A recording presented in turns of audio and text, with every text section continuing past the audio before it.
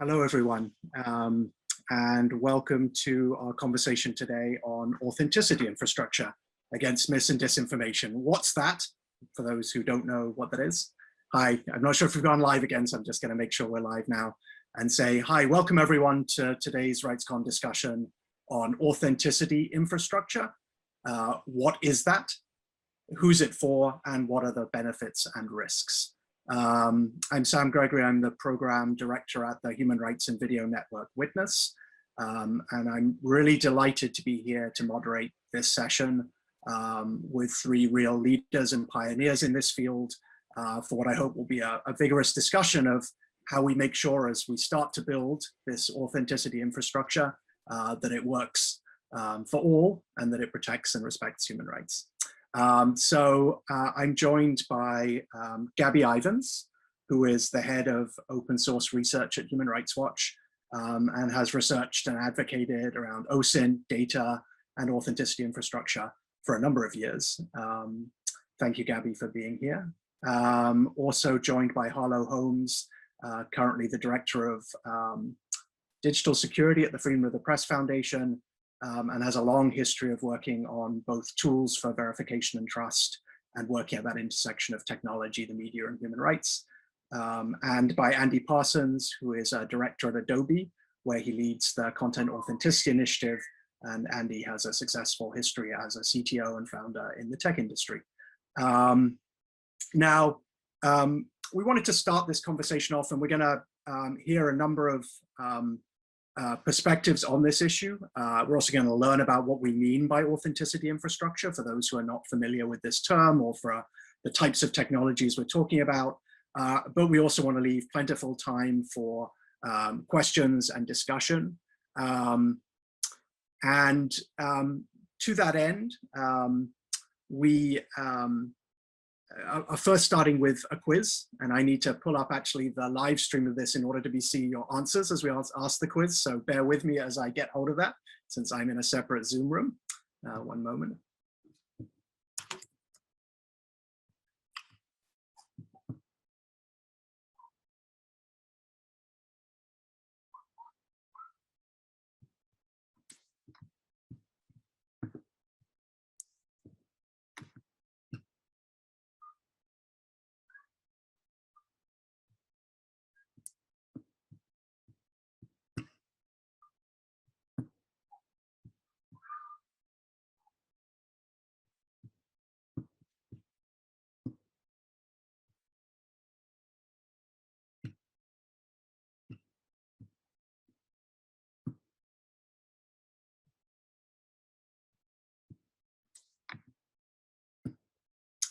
We're going to start off with a quiz, as I mentioned.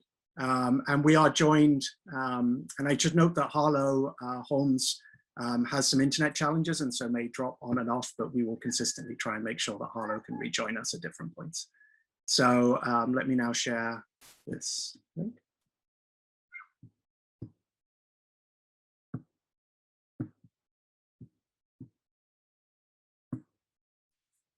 And so we wanted to start with a quiz time to kind of introduce ourselves into this space of authenticity infrastructure and the context in which it falls. So what we're going to ask you to do is just, in answer to each of these questions, just drop your what you think is the right answer in the chat on the side of this. And then we'll give a little bit of explanation about the right answer and why we've included that. So you've got a few seconds to think about this answer here.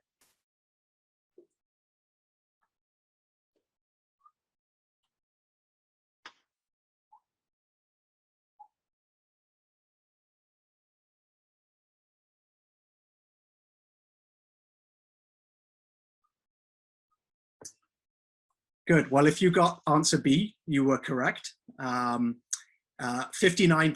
of COVID-19 misinformation in a study by Reuters Institute for Journalism working with First Draft's data found that 59% of COVID-19 misinformation was recontextualized media. So someone sharing a video from one place or another in a place, claiming it to be from that place, or taking a piece of text or a piece of information and resharing it.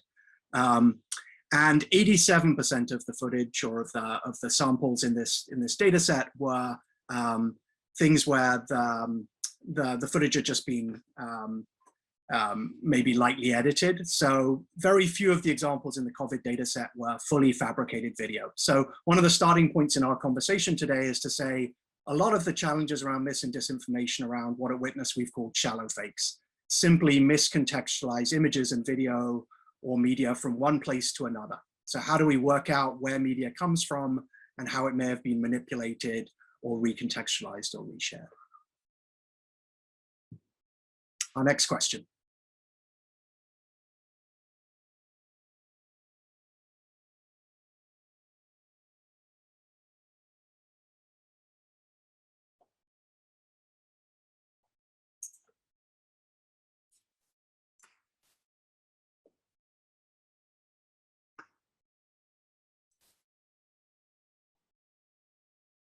So this is one of those questions where whenever something says all of the above, you should pick all of the above. So these are all tools that allow you to manipulate videos, photos, or audio to make it look like something happened that it didn't. And the reason we shared this is, although we know that most images and video at the moment when they're shared for misinformation are not edited in sophisticated ways, nor they use so-called deepfake technologies, that it is getting easier to manipulate and edit videos, photos, and images on your phone or with apps. And so we want to point to that as we start to think about this area of authenticity infrastructure, which is all about this ability to understand how images and video, where they come from and how they've been edited, becomes increasingly important in this world. Question 3.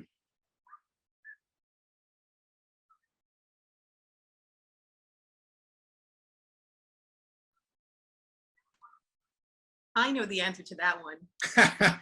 No answers from on the panel.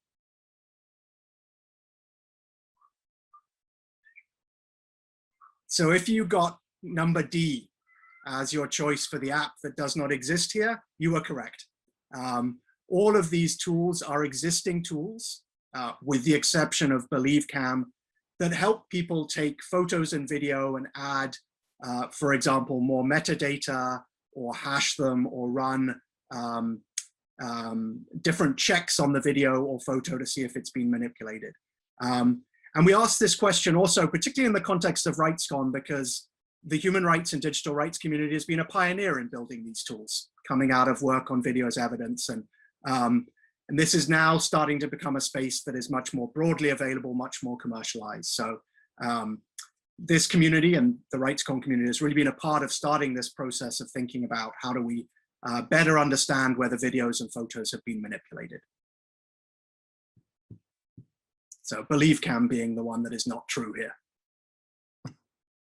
And then finally,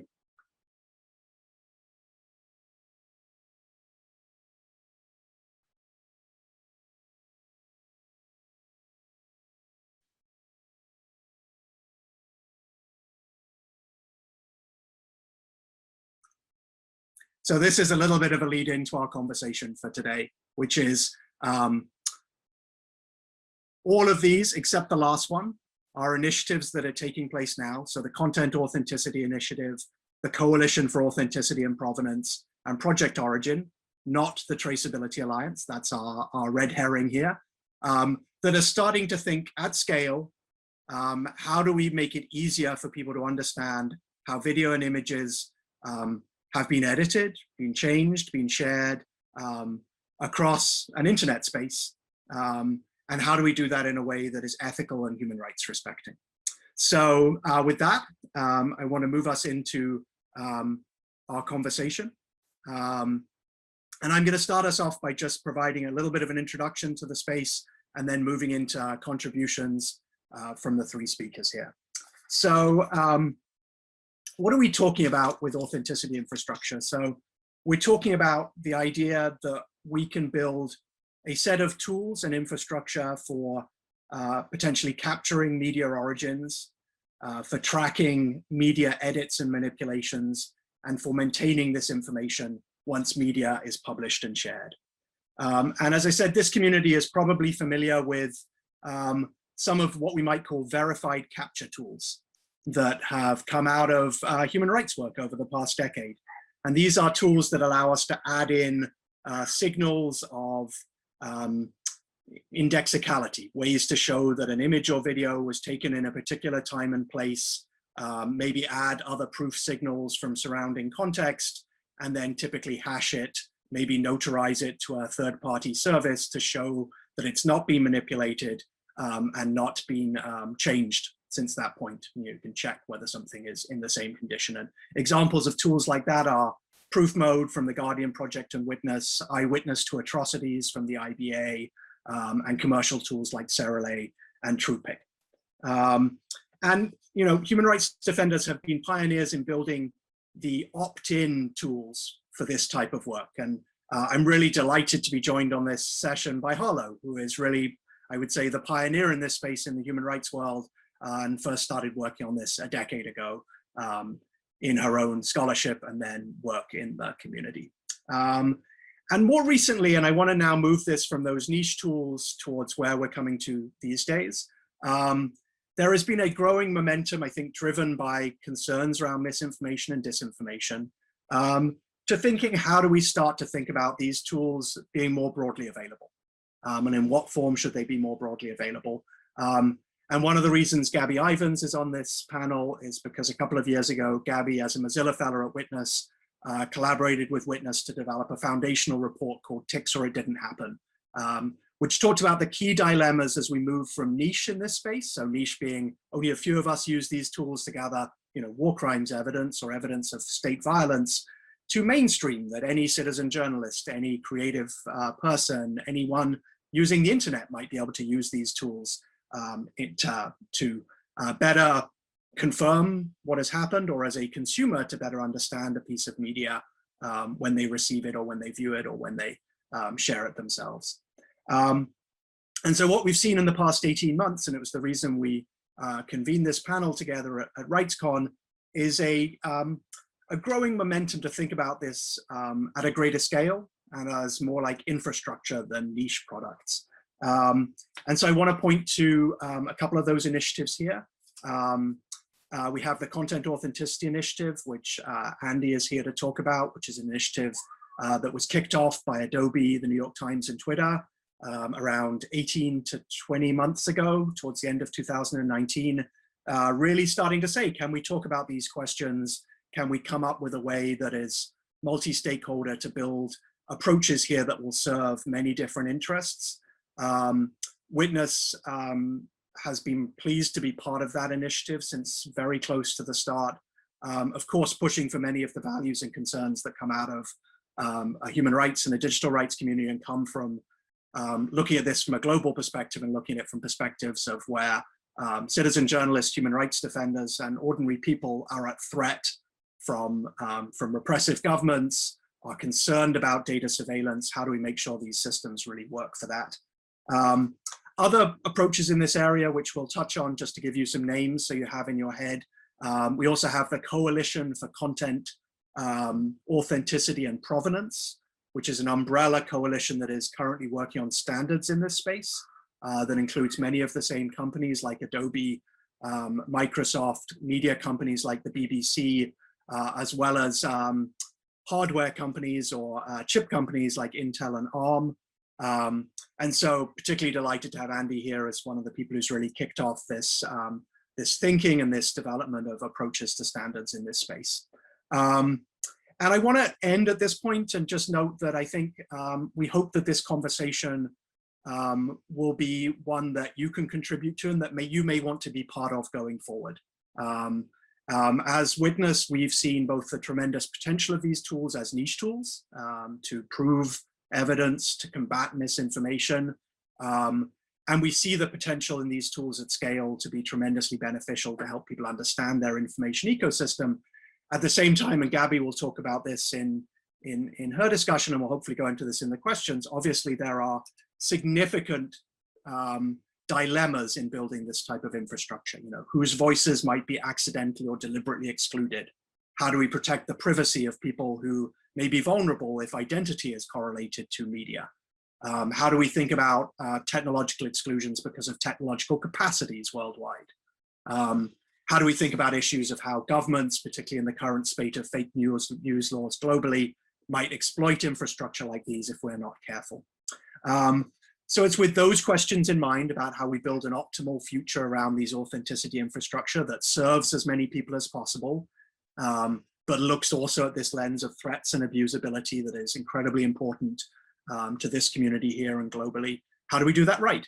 And so with that, I'd like to turn over to Harlow, if Harlow, if you're there and if your internet is feeling up to it, to take over. Thank you, thank you. I am going to keep my video off just to save my precious bandwidth, but it's so great to be with you all on this panel and to be attending yet another RightsCon.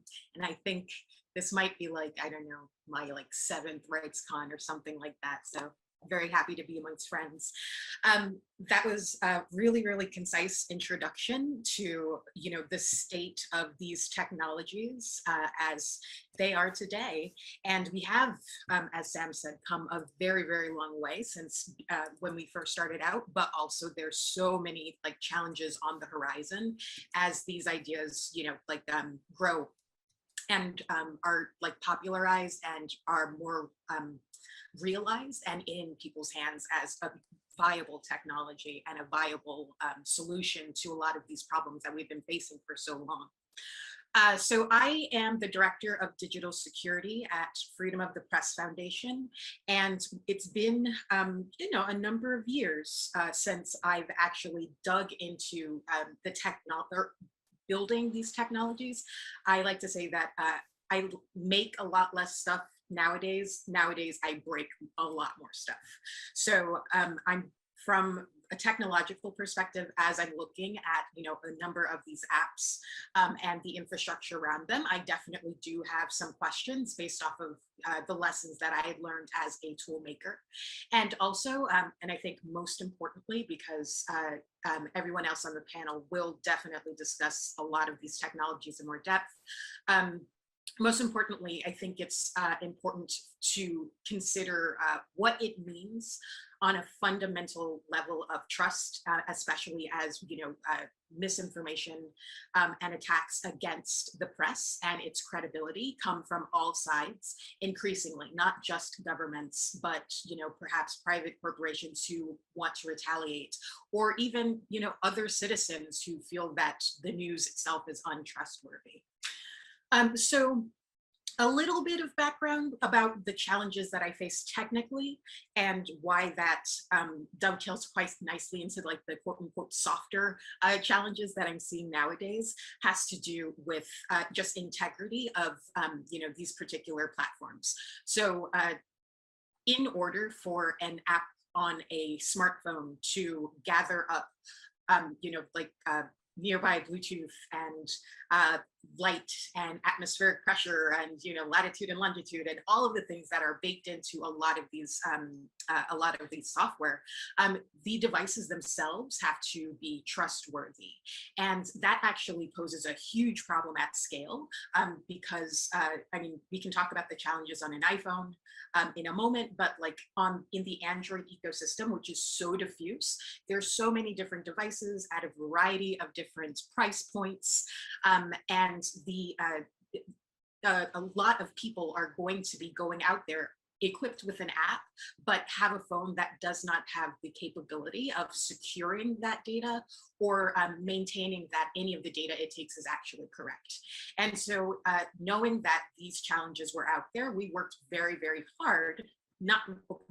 I don't think that we've solved the problem. I don't think anyone has solved the problem, but we did work very, very hard to address it in ways that we thought make sense, such as where encryption was not available on the device, creating or using libraries that are still in play today that shoehorn encryption where it is lacking, or extra encryption where it is lacking. So that was one thing that was incredibly important to us.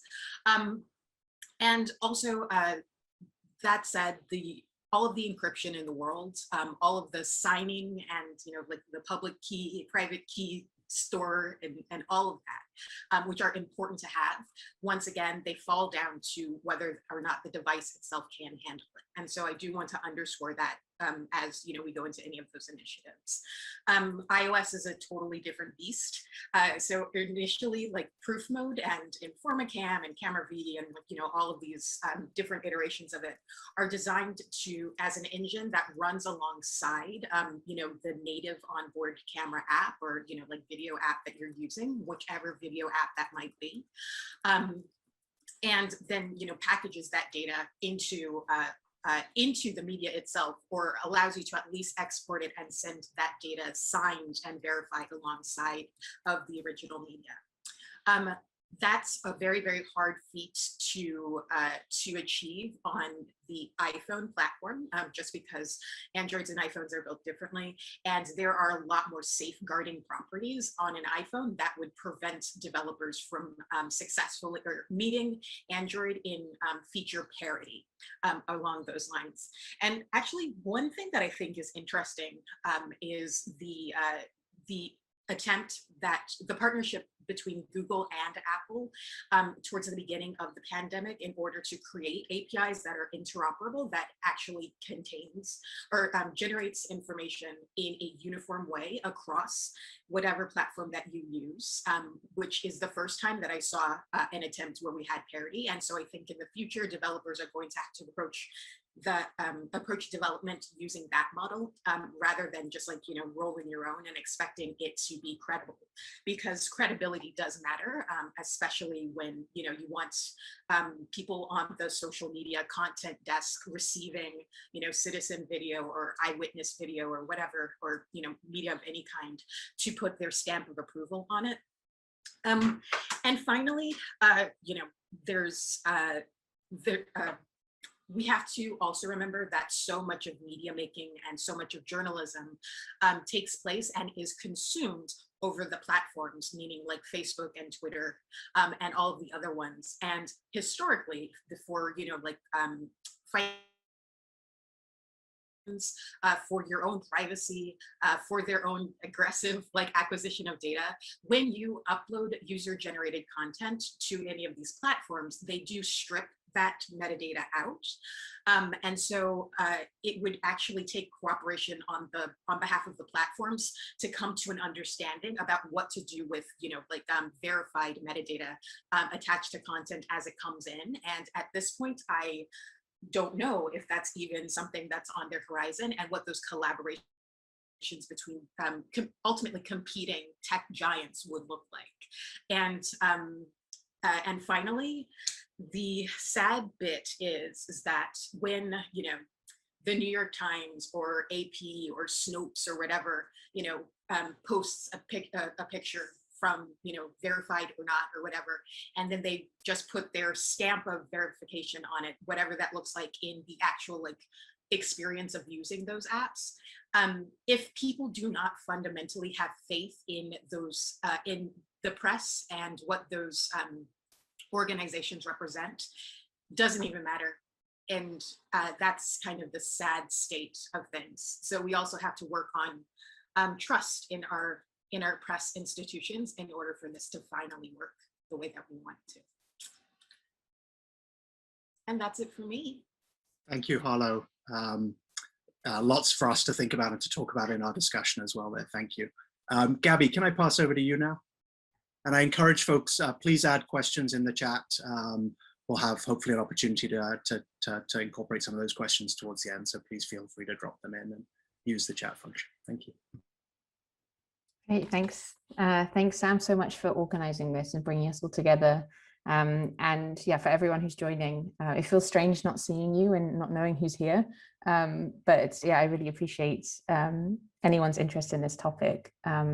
It's a real pleasure to follow Harlow because I remember, I think 8 years ago, I must have used Camera V, trained people on Camera V, which is one of the original iterations that Harlow worked on with the Guardian project and Witness. So it's just a real pleasure to be here.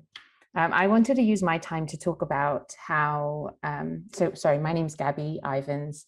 I'm the head of open source research at Human Rights Watch.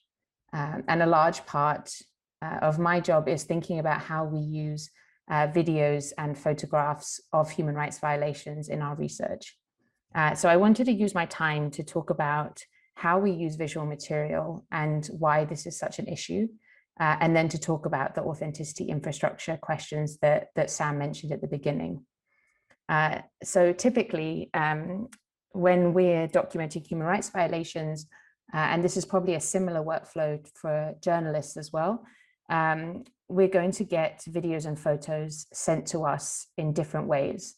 We're going to get them sent to us through WhatsApp and Signal.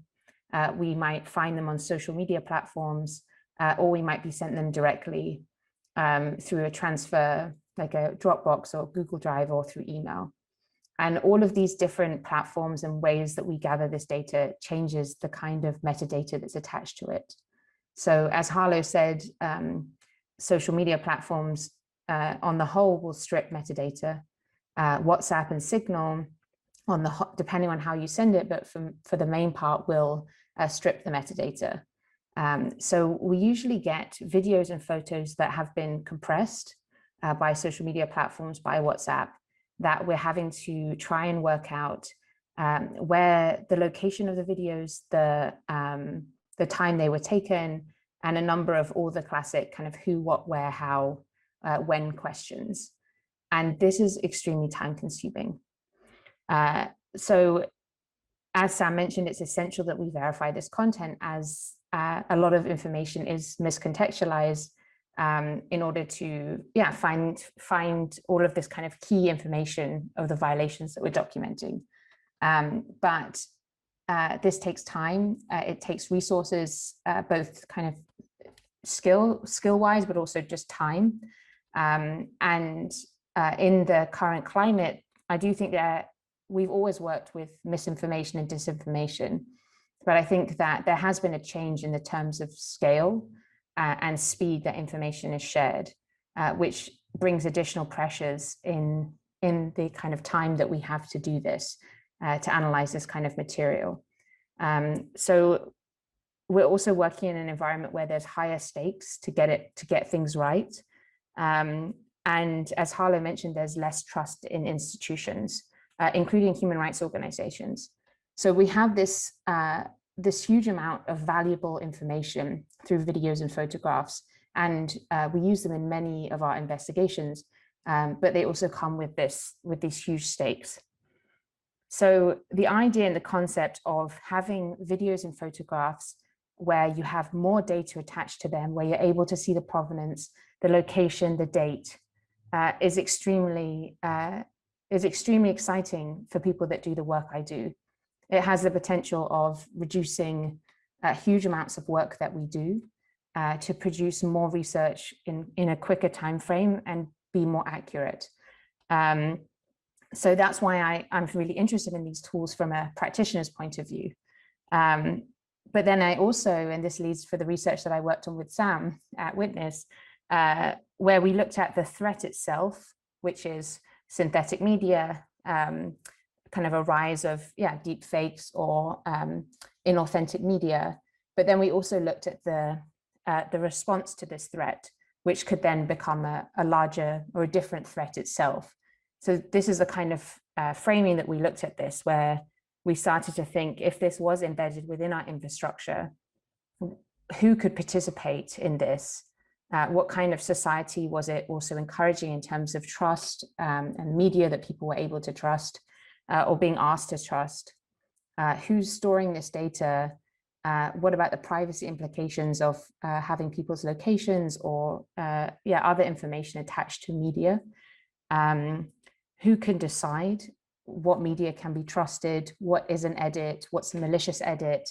And how will platforms, social media platforms and news agencies also incorporate this? And what does that mean for smaller platforms who may not be able to afford or integrate that kind of technology? So I'm just going to close there and to say that we thought of this in a few ways, where we said that for this technology to be widespread, it should be opt-in, but with an eye of thinking about what this might do for trust in people that decide to opt out. So for those people who decide to opt out, will their media become less trustworthy, even if it's for reasonable decisions that they've taken. that the results should be accessible and explainable. So it should be clear why media has a particular analysis or check mark added to it. And then it should be meaningful consultation with stakeholders, which is why Sam's bringing us all together today. So I will end there, and I think hopefully that will be a good pass over to Andy. Thanks, Gabby. It certainly is. I'm privileged to be on this panel. Number one, my team at Adobe have studied the work that everyone here has done leading up to where we are. Adobe is not a pioneer in the space of digital provenance, but we do feel that the company and the team I lead at Adobe sits in a somewhat enviable position of being sort of at the center of the tech ecosystem, but also a company that produces the very tools that can be used to co-opt people's attention and deceive them if falling into the wrong hands. So as Sam said, I am the director of the Content Authenticity Initiative at Adobe. My team works in 3 separate areas, but thematically, I'm going to talk just for a few minutes before we move to the conversation about how important collaboration is. So it would be foolish for Adobe to move into this space, given our position in the industry, and do what Harlow suggested no one should do, which is develop kind of a roll your own solution to provenance. Anything that exists only in an Adobe or a Google or Facebook or Twitter ecosystem isn't going to be universally available. And universal availability and accessibility, thanks to Sam and others who've contributed to the initiative, is really the hallmark of success for us. These technologies have to be accessible, and specifically by accessibility, I mean, as the others have touched on, accessibility to consumers. So it's one thing to say transparency data exists, but if a publisher is able to co-opt it for their own purposes, or strip it, or remove it, or hide it, there are implications to trust in the network and the authenticity infrastructure. More importantly, perhaps, is that if it's not accessible to practitioners and implementers, meaning if you are not the BBC or Adobe with a sizable engineering team, the implementation possibility and potential should be equally available to you through open source and other things we have in mind as the initiative gains steam. But those 2 sides of the equation are critically important, and frankly, more important than the center of the ecosystem. The center of the ecosystem is where we sit. So we build the very tools that I described. One of the reasons Adobe started the initiative and started to help contribute to a groundswell of interest from technology companies and publishers and human rights defenders like all of you, was that technology companies shouldn't necessarily be precluded or discouraged from developing AI-powered tools for creativity. I'll give you a good example, which seems innocuous and is really cool if I describe it. At Adobe Max last year, where we announced a private beta of the CAI tools for Photoshop, the Adobe team also rolled out something called Sky Replace, which is an AI-powered tool to replace/enhance the sky in the background of an image. That sounds like something any consumer or Snapchat user or Instagram user would be delighted to use. It works really well, but it does a few things that require AI, and it's fascinating and extremely effective. It doesn't only replace the sky in the background with a perfect crop and shadow approach, but it also relights the foreground based on what the AI detects as the lighting effects and the implications of that particular sky. So questions like, is that a trustworthy manipulation? Is it editorial? Is it okay? Come to the fore with a simple tool like that. When we think about neural filters, which was in Sam's opening quiz, the questions become much more potentially troublesome and frankly confounding. Neural filters allow you to manipulate human appearance, among other things, colorizing photos. So we feel very strongly those tools should be developed. The technology should be, the genie's out of the bottle, so to speak, with AI tools. And it's probably an arms race that, frankly, the good guys will lose if we look only at detection technologies. Of course, Adobe has technology and detection, but we decided to focus the initiative on proving truth, which Sam covered in his excellent, concise intro. And for that, we're kind of focused in these 3 areas. One is building a gold standard for authenticity in Creative Cloud, so that the tools that Adobe puts out on the market that are used to create all sorts of content, or that much content passes through, whether it's Lightroom or Photoshop or any number of other tools for video, Premiere, and others, that they continue to put extremely fascinating, usable, powerful tools that were in the area only of Hollywood special effects studios with $1 million budgets into the hands of Creative Cloud consumers and consumers themselves, whether it's through open source these are available, Adobe tools, other tools. Second, to provide people who want to use these tools responsibly with a method and a means to do so. And that's what the Content Authenticity Initiative is at Adobe. The second area we're focused on is collaborating with others to make sure that the protocols and the approaches and the cryptography that we put forward in Creative Cloud are interoperable with other people's implementations. Sam mentioned TruePic. We have a collaboration with Qualcomm. We'll see camera manufacturers also come aboard to build proofs of concept that you can think of as Proof Mode or the Guardian project, like, you know, leveled up a couple of notches with folks really paying attention who can be movers in the industry. And thirdly, to build standards, and that's what the C2PA, the Coalition for Content Provenance and Authenticity, is that Sam also introduced. That is specifically squarely focused as a collaboration with Adobe and other founding members, but an open collaboration, meaning anyone can join as a contributor. The work will be done in the open, specs will be developed in the open, reference implementations will be open source. We've only been at this since about February, but we do intend to release open draft specifications by the end of the year. And those will focus on both video and still images, and to some degree by reference, audio and documents as well. But you know, both Harlow and Gabby introduced some pretty interesting problems. So I don't want to end here on an overly optimistic note. In some ways, the technical implementation and what we're doing across the board in the three areas I've mentioned, those are the relatively easy things. The much harder things are to look carefully and sort of plot a course towards some of the sociological implications around use, understanding, media literacy, and again, accessibility to folks with feature phones, or perhaps not the latest Pixel or iPhone. Make sure that the technologies of provenance are available to them as well. And there are ways to do that we can get into, which means separating some of the technology, as Harlow touched on, putting in the cloud, you know, making careful trade-offs as a practitioner, implementer between pure privacy versus resiliency. So if you store provenance data in the cloud, you can achieve resiliency, perhaps at the expense, depending on your point of view and your focus, perhaps at the expense of privacy. If you want pure privacy, then you may have to sacrifice resiliency and metadata stripping. So we have some of the answers. I want to stress that this is a broad collaboration. We continue to look for input in the CAI, which is a community of, I think, 250 plus members now, and the C2PA, which is focused squarely on developing the specifications that, you know, without overstating it, I would say are intended to put in a new layer of security and trust in the internet itself. But it does, I'll finish by saying that does raise perhaps the most fascinating and difficult question of all, which is where is the origin of trust? And is there a single origin of trust? It's fairly straightforward to trust cryptography. It's mathematics. It is true by some definition of truth. When you think about publishers, the worldview of the publishers, the technique of the publishers, photographers, video journalists themselves, this really comes down to trusting human beings. And the transparency that we put forward with the CI technology is intended to make your trust decisions motivated as transparently as possible, to show you what happened in cases where it's appropriate, who published it, who made the photo, what the edits were, and who's responsible for those. But ultimately, this is about trusting individuals. So I'll stop there. Hopefully raises some good fodder for our conversation. Thank you.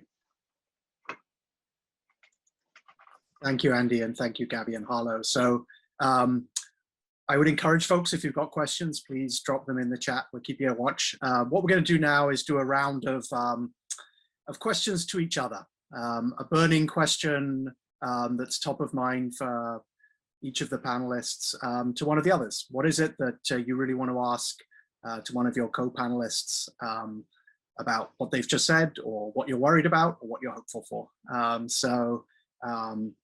Who would like to start? I'll go first. Okay. Especially since we just listened to Andy. So how have you had any interaction with other big tech companies, and how are they responding to this initiative? What's collaboration like? Andy, you're muted. I always say that has to happen to someone on these panels. Unfortunately, it always seems to be me to be the first to make that mistake. Apologies. Yes, Harlow, thanks for the question. It's an essential one. So yes, we have talked to all of the big platforms, I would say. Some have signed up.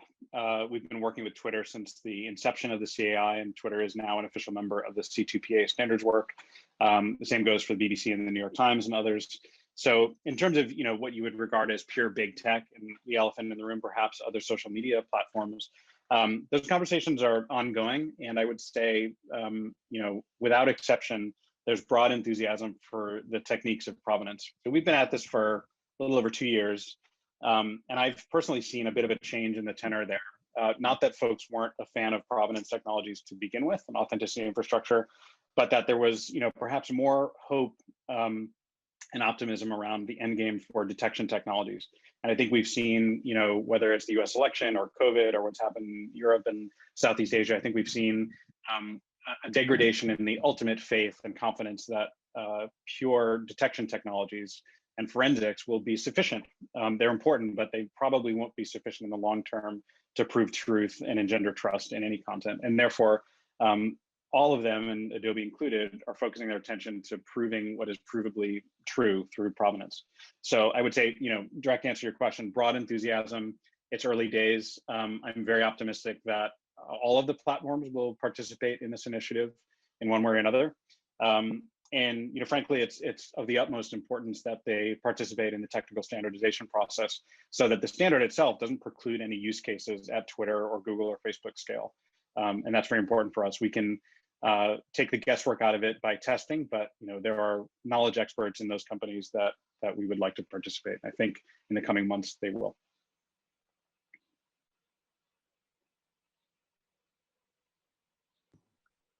Who would like to throw it to someone else? And again, I'm going to reiterate, I think equally as important as having the tech giants participate in this process is having the opposite end of the spectrum participate. And so, I think as we look aspirationally, I'll say this from a witness point of view, yes, the platforms are going to matter to get this right. To Harlow's question, they've got to do it right.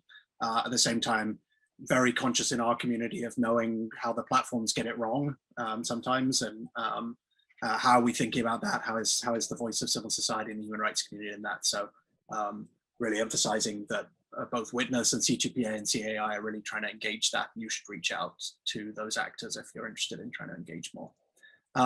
Gabby, do you want to, can I throw it to you maybe for a question? Sure. And I took your prompt quite seriously about the burning questions we have. And this is a question for Harlow. And Harlow, I don't think I would want this question. I'm not sure how I would answer it, but I was really curious. And so my question is, considering all the potential harms that I know that you've thought about, that we've been speaking about, but in particular around the things as fundamental as trust and society's trust, I'm wondering, do you think that we need a system-wide authenticity infrastructure or infrastructures? I think that's one of my favorite questions to think about over the past, almost decade that we've been working together as colleagues. One thing that I think is worth mentioning is that in addition to talking about, the tech giants and the platforms, the people who are building these tools, and ultimately how appropriate they're going to be for users. One thing that we actually didn't mention is the elephant in the room, things like law enforcement, governments, and things like that. And so historically, I mean, this is already happening. So there's so much metadata in Facebook, let's say, for user-generated content already, and Facebook has a law enforcement portal where they're not going to show that metadata to like users of Facebook, but if law enforcement wants to get like the make and model of your camera or whatever, they can already do that. And so as metadata becomes more enhanced and authenticated and verified, and we have the truth or whatever, we do have to come to an understanding about how that enhanced data can be used to harm. And that's only an example focusing on like the law enforcement level. Governments are going to definitely be interested in that. Intelligence might be interested in all of that data, et cetera. Historically, because when we were doing proof mode and Informacam, et cetera, we actually insisted upon encrypted storage, and definitely did not bake in the type of redundancy that the cloud would represent. And that was not only because of like our capabilities, but it had to also do with like thinking about those privacy decisions where it could potentially do harm. So yes, and I think that if it's possible, having the key players in the room, the tool builders, have frank discussions about expectations of privacy on that level, and be forthright about, if we are going to do that, be forthright about, the duty of care to end users, and be forthright about the concessions we ultimately might have to make when big players get involved like that. Great, thank you, Gabby, for that question, and Harlow for that answer, which opens up so many other things. I don't know, Andy, if you wanted to jump in on that. It feels like you might have a perspective there as well. And I also wanted to add something. Maybe we'll turn into a little bit of a conversation and then go to Andy's question. Yeah, I mean, overarching, that is a very difficult question. I'm glad Harlow answered it. It's a tricky one, but also an essential one. I think we do need, system-wide authenticity infrastructure, again, if only to prove that interoperability is viable, and to pressure some players who might, otherwise not play ball in authenticity to do so. But again, not to overemphasize. I don't think we can overemphasize without compromising accessibility to those who don't have giant engineering teams or access to technology that we do.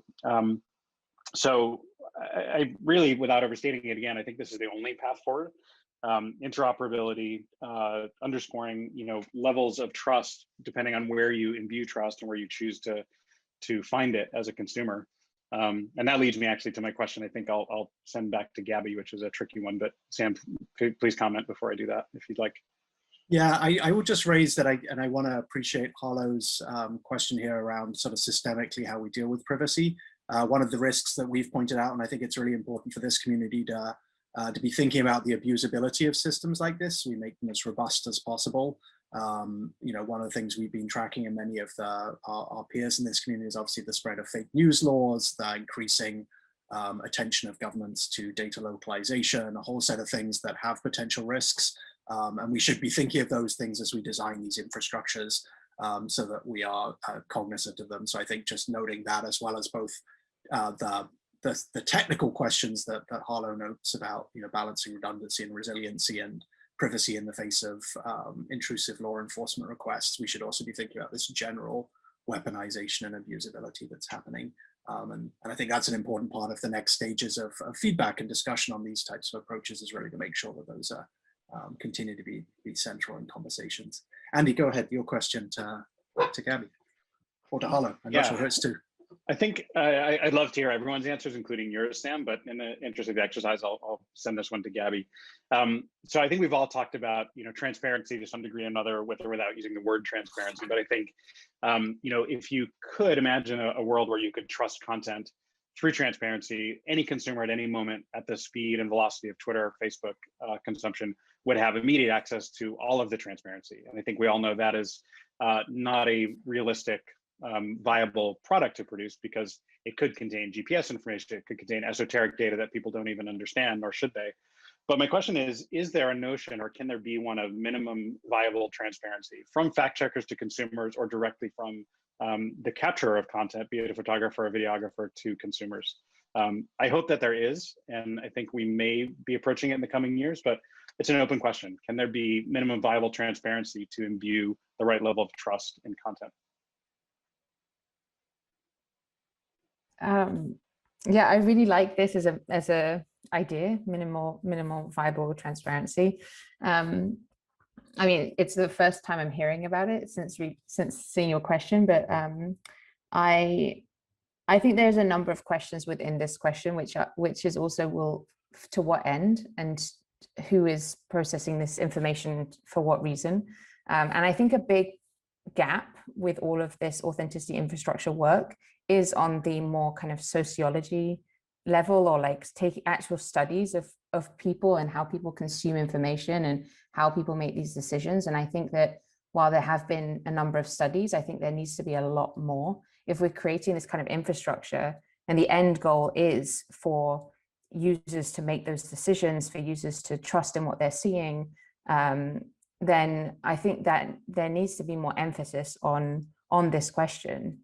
And there are a number of studies that have been undertaken in the last few years, where they look at tainted truth, the idea that if you have a check mark that says something is false, then you're less likely to believe true information that's nearby. So these kind of things that kind of go against what you think as your brain acts. But I'm really curious what else we might be missing. And I think that, you know, people talk about the idea of engaging kind of skepticism, engaging, not just believing that someone tells you that you can trust something, but being able to look into it further. And I think that that's really important. But also noting that, you know, me, myself, I'm really interested in as much information as possible on a piece of media. And that's my use case. But I'm sure that the average consumer is, has a different level, depending on also the topic that they're that they're engaging in. So I think that for me, that's my worry, is that we're doing it for this end goal, but we might not understand how people are processing this information in between. And on, just as I have the mic, on the idea of the authenticity infrastructures, you know, I'm also thinking about, and maybe in 5 years' time, people aren't posting newsworthy content to social media who have privacy concerns. Maybe people are aware that that content could then get subpoenaed by law enforcement. So they're sending it directly to a news agency or a human rights organization, or writing about it themselves. I'm wondering also that level of transparency. So not just in the decisions around the more kind of provenance, but also where is this data going, who's having access to it for how long, and the kind of questions that Hala raised. That's a really well put reflection on that conundrum. And actually, I'm very curious to know more about any of those sociological studies that are out there and the research that was undertaken in crafting this particular spec.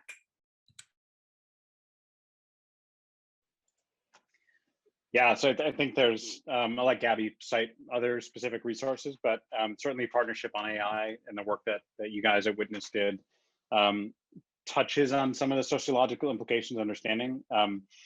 It's critically necessary to understand, you know, why people share things on social media. I honestly haven't thought deeply about Gabby's point about whether we can imagine or even engender a reality where less newsworthy or news content finds itself sort of as a first-class citizen on social media. I think the motivations for media platforms of all kinds and the content producers are not necessarily aligned in all cases. And I think, you know, this is a key question to ponder. And I don't suppose there has been enough study done, to Gabby's point. So I think we have early studies coming out of PAI and other places, but human behavior is also a moving target. So, you know, it's sort of interesting to say, well, we know people share things that fit their worldview, whether they look at it or not. And yet I don't think the Twitter experiment, for example, put certain kinds of roadblocks in place to prevent sharing and proliferation of content were particularly effective. It did show us the opposite, perhaps, of what was intended with some of those studies, like, you know, people are frustrated that once they make up their mind to share something, and have something go viral, contribute to its virality, they're not particularly interested in roadblocks or, you know, reading or learning whether something has been imbued with trust or what that even means. So I think while we'd all be fans of something like progressive disclosure saying, I'm skeptical of this, it looks like AI tools were used, let me look further. And sure enough, if you look further, the transparency information is there. But I think it's unrealistic to expect, you know, certainly me, my teenage daughter, and others to always take the time to look into things that fit our worldview, that come from a publisher we trust. But I think, you know, our motivations and what we're building can be much better informed by more studies. I think we're sort of in a nascent stage of understanding human behavior. And of course, human behavior is not one size fits all. There are consumers across different nations with different levels of accessibility, interest, political motivations, et cetera. So I think it's a bit of a cop-out answer I'm giving, but I think there's a lot more studies that need to be done. I'm going to pick up, we have a question in the chat from Kira. I'm going to read out the 2 questions, and then should there be more apps like Obscuracam, which pixelate faces on the mobile end device? And with what's being developed at C2PA, will this be client or server side?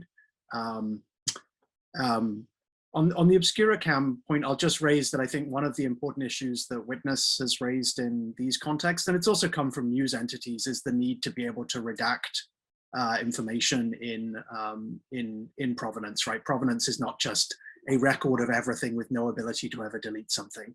That is not how we should think about provenance in a responsible way. So that could include, you need to blur faces or remove location or obscure a source identity, and you should have control to do that at multiple stages in the process. And I think that's really important when we look at the real life scenarios that people encounter that with. Obscuracam is a product that Guardian Project and Witness developed, and we certainly note that there are still not enough good options for doing that to actually literally remove metadata, remove faces easily available. And we certainly see that as the flip side that is equally important, is that people should have that agency to do that and better control what they put out there if they wish to be anonymous, or they need to be much more secure in their visual anonymity. Andy, can I pass over to you on the C2PA client or server side approaches? Yeah, of course. So the spec that we're producing over in C2PA doesn't mandate either. As I mentioned earlier, there's certainly one aspect of this that is a trade-off potentially between resiliency and recoverability of C2PA claims or manifests, which are the cryptographic units that are attached to media. That could be a trade-off and sometimes at tension with the notion of pure privacy. So client-side cryptography also has a similar tension, which is if you don't have access to a secure server-side atomic clock or secure timestamp using the well-established protocols for those things, can you do something offline? Can you issue a one-time signing key that chains up to a certificate that can be verified either by the camera hardware manufacturer or something in a trusted execution environment, or something altogether different like a signing mechanism that would allow a consortium of publishers or individuals to establish trust through transient trust, if you will. So if I trust Sam and Sam trusts Gabby, even if I don't know Gabby, I can trust Gabby's content to a certain degree based on the cryptography that's used on that. Let's call it a distributed ledger or a blockchain. So there's sort of a continuum. It doesn't have to be fully client side, doesn't have to be fully server side. And I would throw out an equally confounding piece of this that we have to consider carefully is computational photography, which is available in pretty much every Android device to some degree in a very sophisticated way on the most modern Android and iPhone devices. And that is to say, what hits the camera roll, or in some cases, even the sensors, has already been manipulated and subject to some kind of editing, which you might regard as editorial editing or reasonable editing. Even things like HDR, taking many frames and averaging them. If you lose the individual contributors to the average of the image that comes out, you may be missing information. And there may not be a way to capture that information as part of the provenance data. So we have to carefully consider those things and the implications of doing things client side and server side. But to answer your question directly, the spec will not mandate either. And in fact, it will embrace that continuum depending on the trade-offs that an implementer wishes to make. We have probably 45 seconds left, so I'm gonna just take this opportunity to thank Gabby, Andy, and Harlow, and again, extend the invitation to RightsCon participants and others to really engage with these processes and bring your perspectives to ensure these are create an optimal future of provenance and authenticity that enables it for the broadest range of people possible in as positive a way possible. So with that, we'll close off. There's lots of links in the chat and we appreciate everyone's participation. Thank you.